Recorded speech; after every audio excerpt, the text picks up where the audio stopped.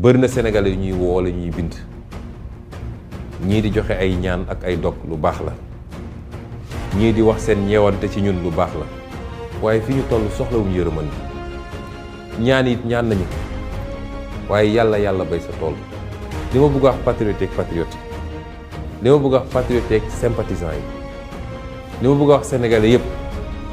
nekkuñu ci jamono xonqali bët man mii di Ndeye Mbill mi mos leen ma gis ma xonqal bët nekkuñu ci jamono ragal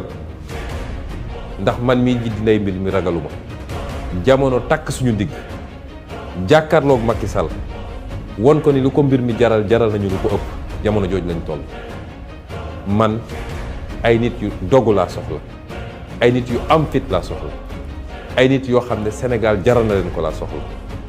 parce que suñuy doom ak suñuy sët mérité nañu loolu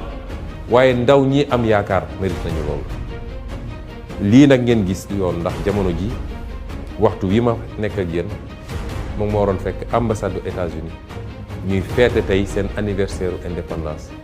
invité woon ma ci ni ñu invité ñu bëri ci ay kilifa waaye gis ngeen ni dañ ma def résidence surveillée mooy aw ma sañ-sañu génn sama kër aw ma sañ-sañu dawal sama oto dem aw ma sañ-sañu dox dem muy loo xam ne